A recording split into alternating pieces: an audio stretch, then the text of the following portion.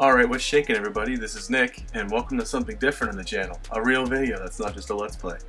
I'm ranking the NPC summons on this wonderful game, Dark Souls 1. This is something I'd like to do for 2, 3, and Bloodborne as well. However, those will take much longer. This one wasn't really too bad because there's less summons. There's only 6 NPCs, and I needed 2 playthroughs to do a lot of tricks and Solaire separately. And it was like 6 or 7 hours of gameplay total, closer to 7, not a big deal. The other ones will be way more complicated than that.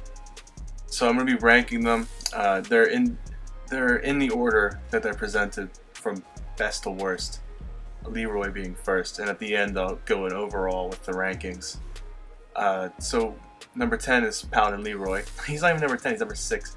It's number Paladin Leroy because he's just the GOAT. And I'd like to thank my buddy Gabe for the music. I'll have a link to his SoundCloud in the description. So yeah, without further ado, here we go. And hopefully you guys like this because I'm going to be doing more. Alright, so now starting at number 1, we have Paladin Leroy, who is very easily the best summon in all the Dark Souls games, or at least the first one. So he's the most powerful. His attacks do a massive amount of damage. So you combine that with Pinwheel being pretty much the easiest boss ever, and it's an easy recipe to have a massively overpowered enemy. So you see Leroy comes up and hits this. He does 845, and if you were paying attention, you saw my Uchi Katana did like 120 something. Nearly, it's like 8 times as much damage. So I did this fight. He needs a little bit of help. He'll eventually figure it out, but it just makes it quicker if you kill the holograms.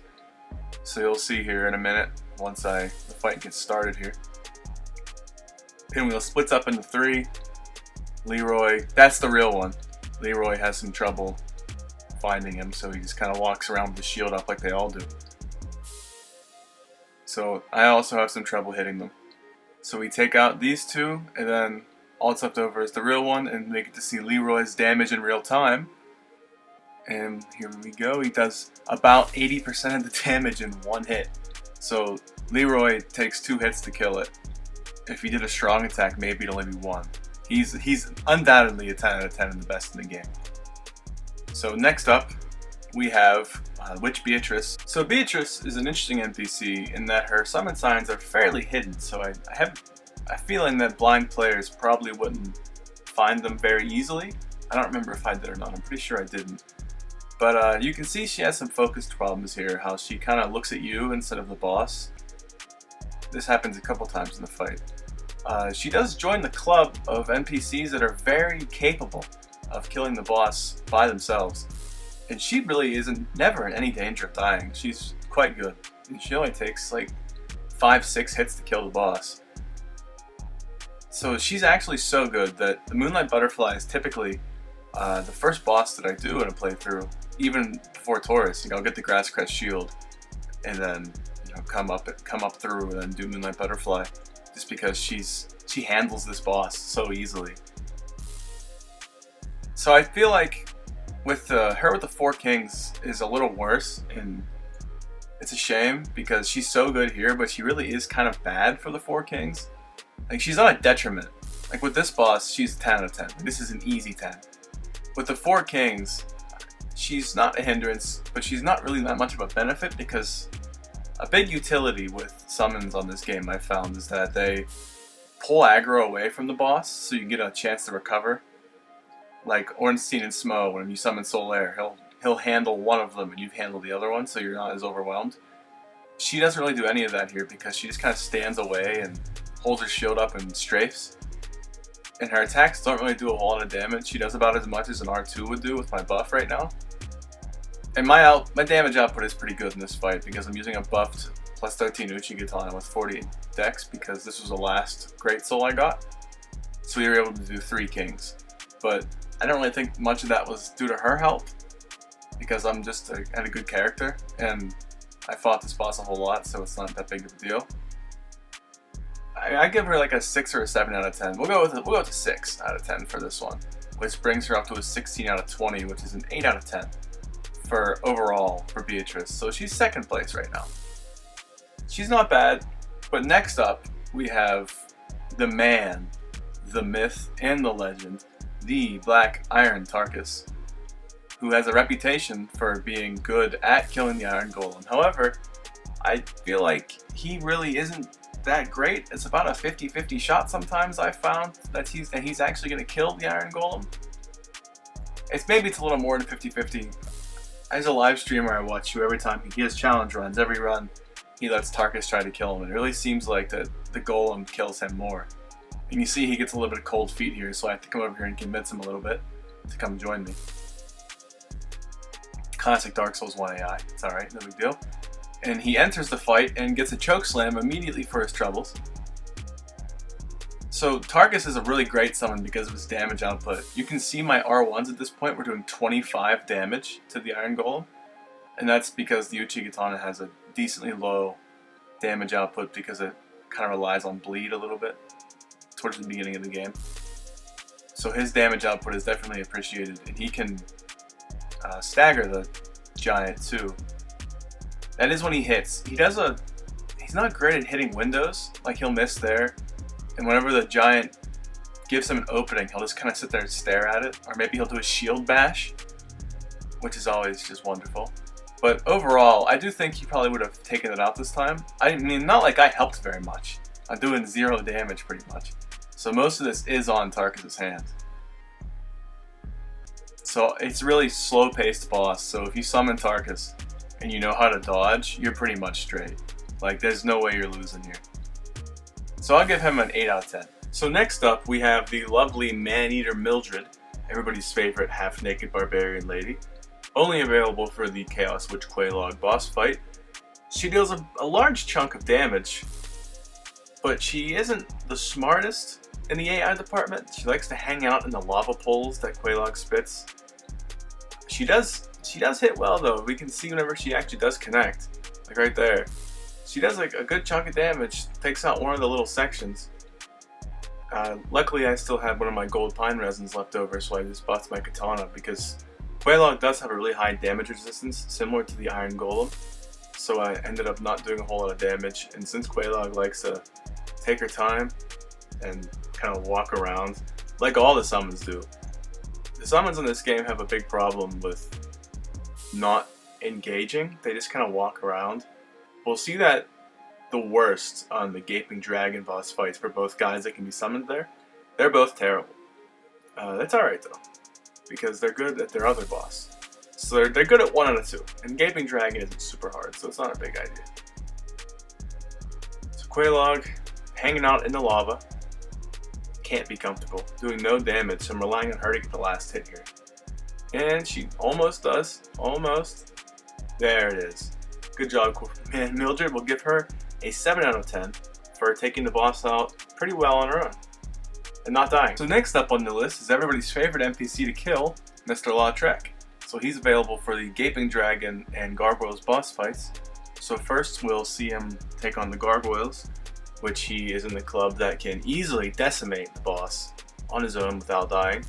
Because we'll see, I'm using the Black Knight Halberd, but I don't actually use it on the boss because that'd be cheating. And I'm also mid-rolling to handicap myself further. Look how much damage he does. He does way more than Solaire for this fight. It's just a matter of keeping myself safe while he takes care of business here. He's almost got the first one down.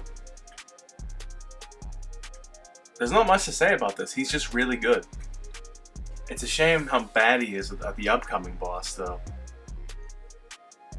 So he just has to dodge the fire a little bit. It only takes him 3 hits to kill the second one, who likes to breathe fire way too much. He comes over and has a little chat with me real quick before I convince him to get the job done. And there he is. So here we are. I was invaded. It's kind of tough to get him to summon him for Gaping. I never actually did before. I knew you could, I just never did because why would you? He's Lautrec.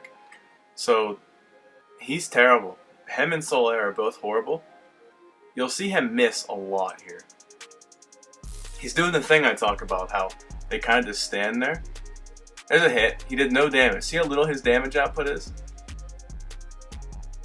His misses aren't really as offensive as Solaire. Solaire was really good at missing, and that really bothered me. Lautrec gets a 10 easy on the gargoyles. For gaping, I'm only going to give him like a 5 because he wasn't very helpful at all. My damage output carried this fight. I do let him get the final shot though, I believe. Or maybe no, I don't, because I got impatient of trying to wait for him to do it because he kept on getting hit by that attack. So there's that one down.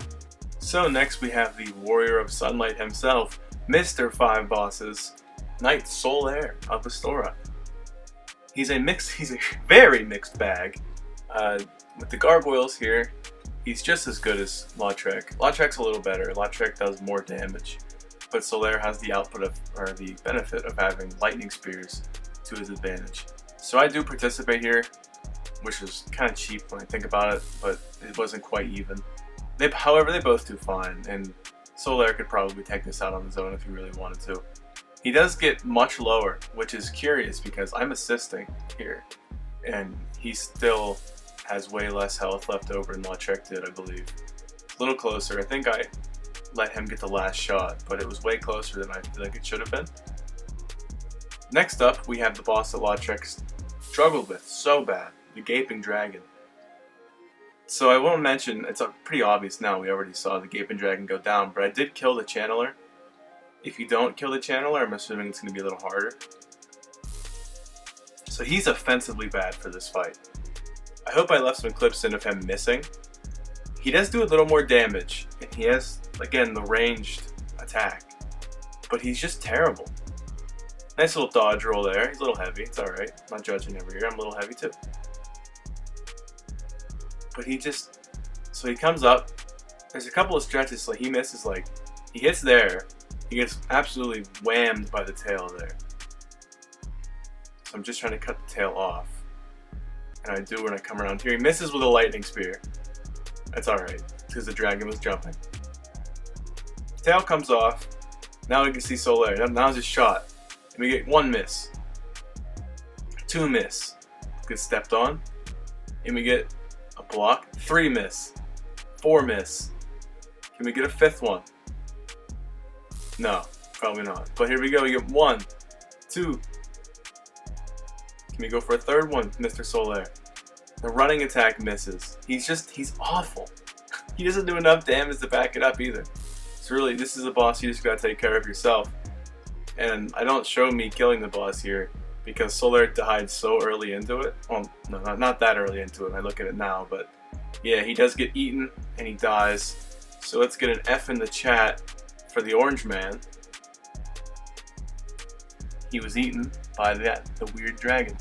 So next, Ornstein Smo is, I think, his best, in my opinion. I did clear out the Sentinel in the Silver Arrow Knight, because that would be a disaster and he'd take a whole lot of damage. That would make him difficult to keep alive. So he shines here the most, because you'll see one of the guys will end up always aggroing onto him. So he hit Ornstein, so Ornstein's on him. So I'm free to beat the crap out of Smo. Nice and easy. And it's just a one-on-one fight. Nothing to really write home about. Just bleed the fat guy. And Ornstein does a pretty good job. Solaire does a pretty good job getting Ornstein down to about half health. And now we have Big Ornstein, who is a bit of a pain in the ass. Solaire, not as great here. I love getting hit by that attack. It doesn't do a whole lot of damage, luckily, but me and Solaire both got hit by it a few times this match. I remember a curious move using a lightning spear on the lightning enemy. I've never really been good at fighting this guy. I usually do Big Smo. I get saved by the blue Tearstone ring there. That's a clutch ring. I never knew how good that was until I did this playthrough for the video. I just put it on and left it on because I didn't feel like killing Havel. And it saved my life a lot. I can see why it's so good. So there's Solaire getting pierced. And I feel like I did a whole lot of the work here. Solaire is okay. I get hit by that attack. Nearly die a few times here. Luckily, Solaire pulls aggro, so I'm able to go away and heal. Solaire getting very low on health. However, he T-poses. The magic T-pose.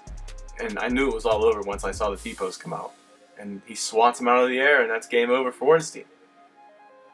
So now for the Centipede Demon, this is an interesting one. Centipede Demon, I've never summoned them for this because I just never did. Centipede Demon's a pretty easy boss. Ornstein has... Why do I keep calling him Ornstein? Oh my god. Solaire has the orange tried ring right off the bat, so he's able to just kind of walk in the lava like it's nothing. But you'll notice in this sped up clip here, he'll jump across. He takes a nice little long way for some reason. I don't know what his pathing, why it wanted him to do that. But there he comes, and then the Centipede Demon follows the path he took and takes forever to get to us, which is really irritating, by the way. So other than that, or after that nice little waiting time, this was really an easy boss. His moves are pretty easy to dodge. He's nothing to write home about. There is a fire attack he does a little later. I'll point it out when it happens, or as Solaire gets grabbed. He has a fire AoE attack that I don't think I've ever actually seen, unless I just blanked out of my mind for some reason and I get stepped on here.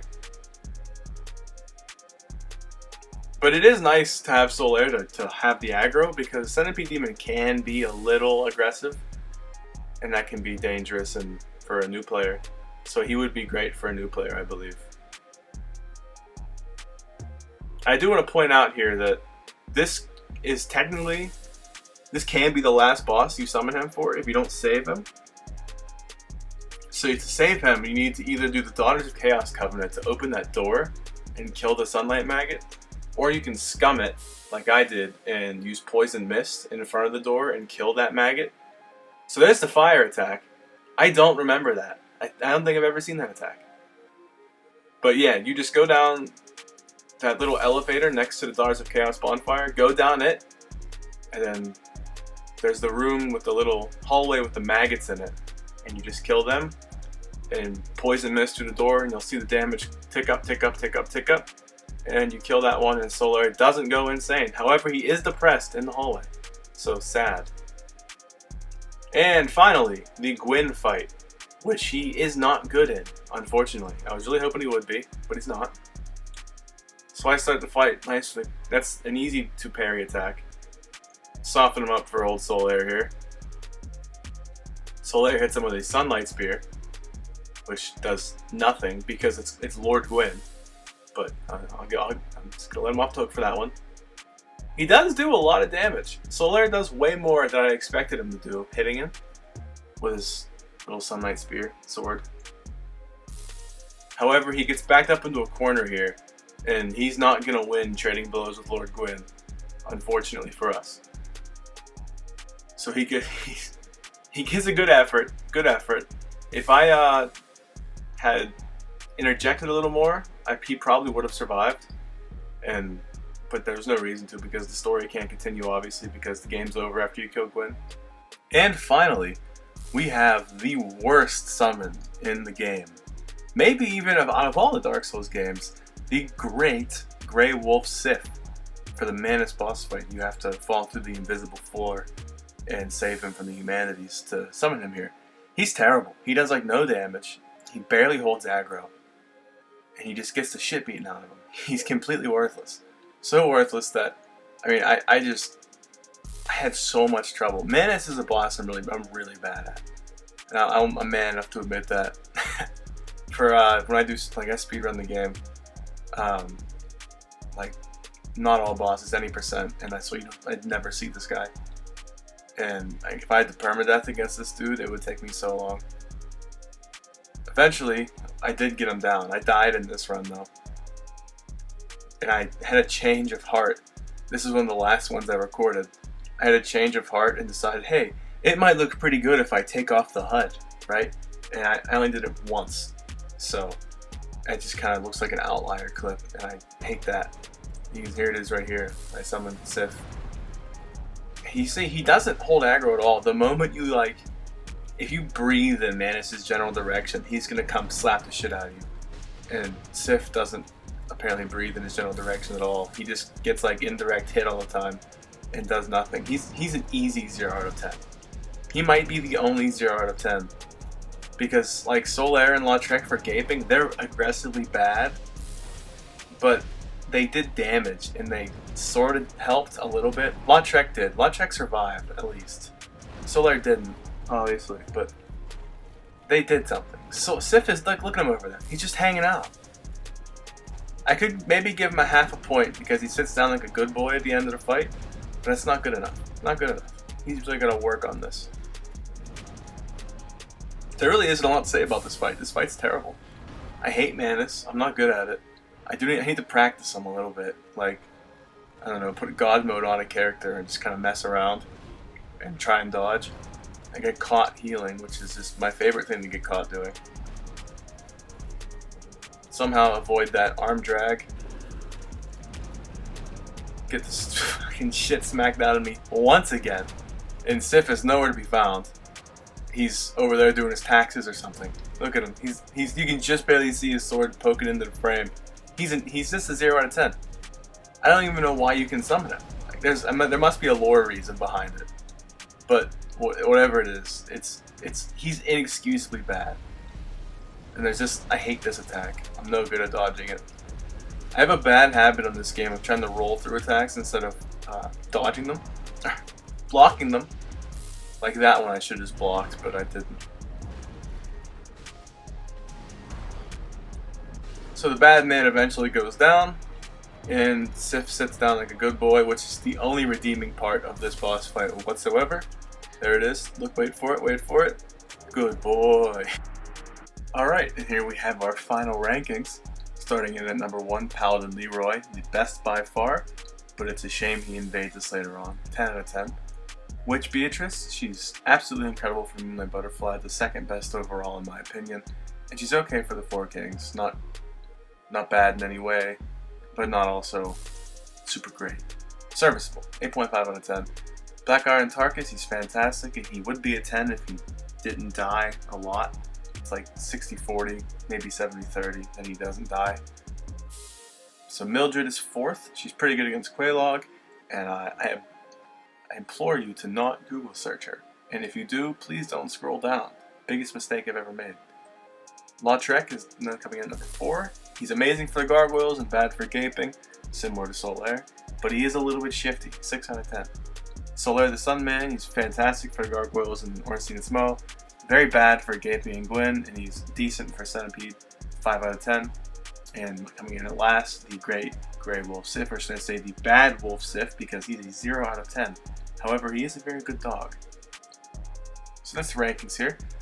Hopefully you agree. If you don't, tell me why you don't. And I'll be coming at you someday with Dark Souls 2, which is going to take a really long time. So we'll see. I might do NPC invaders at some point in between, because that is a shorter video, especially for this game. So we'll see. Thanks again to my buddy Gabe for the music, and I hope you guys liked it. See you later.